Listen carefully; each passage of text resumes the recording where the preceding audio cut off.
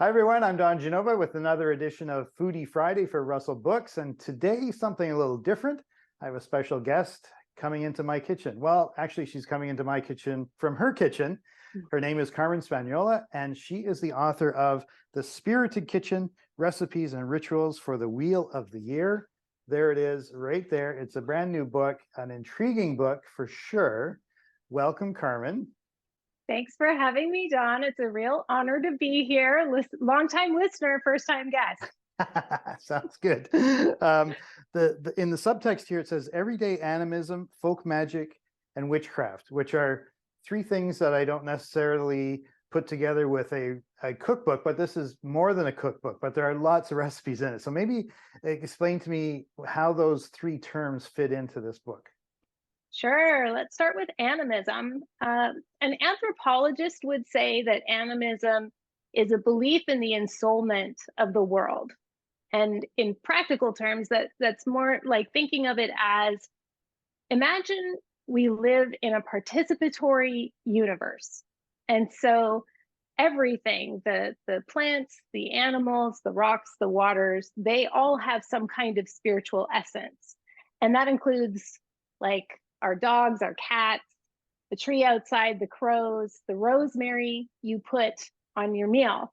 And so if that's the case, that we live in this participatory universe and they're as aware of us as we are of them, then it matters that I'm in right relationship with all these other beings because they are my food and one day I will be theirs.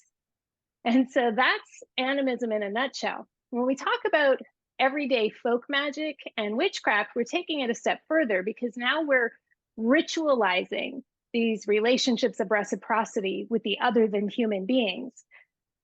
When people look at my book and they see everyday animism, folk magic, witchcraft, very often they immediately go to Wicca. I am not a Wiccan. So in magic, we would talk about high magic and folk magic. So high magic is where you have special rites and rituals, and there's certain things you do at certain times of year in a certain order, and there's like a hierarchy to that. But I am a folk magic practitioner. And so what that means is that I'm making do with what have. I'm looking at what's happening in nature and taking the cue from there. And I'm petitioning those greater forces to bless me and protect me from harm in my family and my home. And this is just what all of our ancestors have done since time immemorial. I remember growing up and my grandma had a horseshoe above the table in the dining room, upside down horseshoe, like in the shape of a U. And that might have been just because she grew up around horses, grew up in Alberta, maybe because she loved them so much.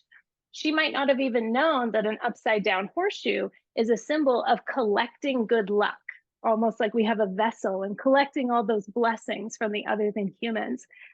So those are just like little small everyday things that my grandma did, probably your nonas from Sicily did, and maybe they didn't even know how much everyday magic that was. So you mentioned rituals and a time of year, and this all comes into play in the way that you structured your book. Yeah, my book is set up according to 8 micro seasons. So it focuses on the solstices and the equinoxes and the halfway points in between. And this is actually a really common way to organize a calendar. Most of the people in the world are organizing their calendar around cycles of the seasons, but not around 4 seasons. It's around micro seasons that are really related to agriculture. So for those of us with Northern European or Central European ancestry, there were these times of year where all the sheep would just start going uphill. Whether you want them to or not, they're going to go uphill because they want that first green grass and the high alpage. And then through the spring and summer, they're going to eat their way down. And by the time you get to fall, everybody's kind of coming back down to the village. And that's perfect timing because that's when the grain needs to come in. So then we're all there for harvest home. And now we're starting to preserve foods, etc. So these 8 micro seasons of the year are going to be different wherever you are in the world. The way I've organized the Spirited Kitchen is very much around our West Coast bioregion. But I say in the book, I really encourage people to just look outside their window and notice what's going on in their region and what is the season where they are. So what season are we in right now here in Victoria? This is the season I would call winter spring, and that is a term that was translated from the Sami people of the Arctic Circle. So they use that term sometimes in Sweden and Finland. So this time from winter solstice to the spring equinox is like a long, sort of almost painful. We've had sun and then snow and then rain and then a little bit of sun and then another frost again. So yeah, definitely.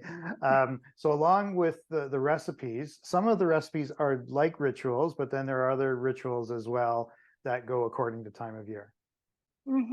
Yeah. So some of the rituals in the book are very much more magically oriented. There are things like right now, I have been doing wheat weaving. And so I've made a bridie doll to celebrate February 1st. As we're coming up towards spring, we're going to start thinking more about eggs. Whereas the Christian calendar would do that in April as a pagan or somebody who's doing earth honoring.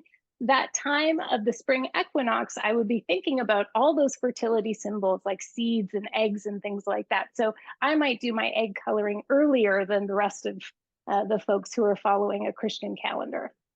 All right. Well, I do want to talk about the recipes. I didn't necessarily pick them by season. I kind of looked at and thought, okay, this sounds good. I'm going to make it. And we should tell people that you are a cordon bleu trained chef. So it's not, and the thing I loved about these recipes is that they work. They work very well.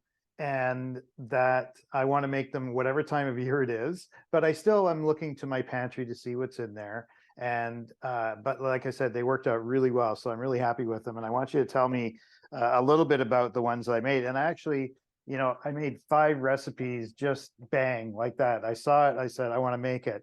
The first one I did was a ribeye roast with garlic, herb crust, and Madeira gravy. I admit I used marsala because I'm Sicilian, so that's where marsala comes from. But this roast and gravy was fantastic. Thank you. And thank you for saying that about the recipes that work, because yes, I did go to Le Cordon Bleu, and I am a person who has inherited what the Scottish Gaelic would call the fitness of things. There is a way that we do things. So even though I totally encourage people to be intuitive in the kitchen and make do with what you have, I really wanted to make sure that my recipes worked. Now the second recipe, it's fava bean, mint, and pancetta salad. This really speaks to me as a Sicilian because fava beans are really popular in Sicily. And this is much more of a springtime, early summer recipe when the fava beans come out. Obviously, this time of year, I'm not going to get fresh fava beans, but you had an excellent suggestion as a replacement, and that's what I did. Yeah, I had to put fava beans in here because they're what grow. They're what we can grow at different times of year in those shoulder seasons. So anyone who's a gardener in Victoria, we probably have fava beans because they work as like a cold weather kind of bumper crop in between the other main seasons. But edamame works just great too.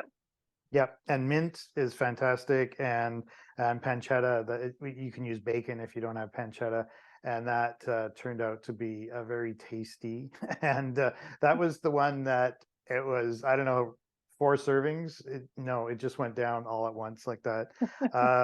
Another thing, which actually, if you're looking to stretch your budget, French lentil pilaf with vinaigrette actually cut down from the 2 cups that were called for to 1 cup, and it still made several servings out of that, and really delicious. And then you can turn it into soup too. If you just make the whole pilaf and then you eat some as a side, and then you add a bunch of veggie or beef stock to it and a little bit of sherry and a ton of dill, you have a whole freezer meal all ready for you. I think probably why I like this book is because I picked a lot of kind of Italian style recipes from it, which included the sautéed fennel. It's a licoricey thing, but not too licoricey. And once you cook it, it actually, that if you're a person who doesn't love the licorice or that anise flavor, once you cook it, it gets sweeter and more mellow.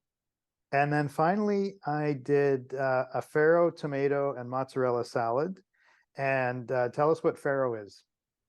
Oh, farro is wheat. Basically, it's like a wheat berry, and there's different kinds you can get in the store. So I would recommend that you look for pearled farro, like, or and if you can't find that, then just get pearled barley. You can soak it for a really long time, but if you're an impatient cook like me, you'll want to get the kind that like cooks really fast. And so imagine that it is like a more wheaty flavored like couscous or something. Yeah, no, again, all of these recipes were easy to make, extremely tasty, and they will get made again for sure. I'm so glad. Good. Well, thanks very much for being in my kitchen from your kitchen today. And a reminder that you can get Carmen's book, The Spirited Kitchen, at Russell Books at russellbooks.com or in downtown Victoria on Fort Street. And you can find her book on the Foodie Friday shelf. So you walk in the front doors of Russell Books, you go to the right-hand side of the elevator, turn left, and you'll see Carmen's book there featured this week, along with a bunch of other Foodie Friday books. So Carmen, thanks again, and we'll see you again soon, I hope. Thank you so much, Don. I really appreciate being here. That's Foodie Friday for this week. I'm Don Genova. See you next time.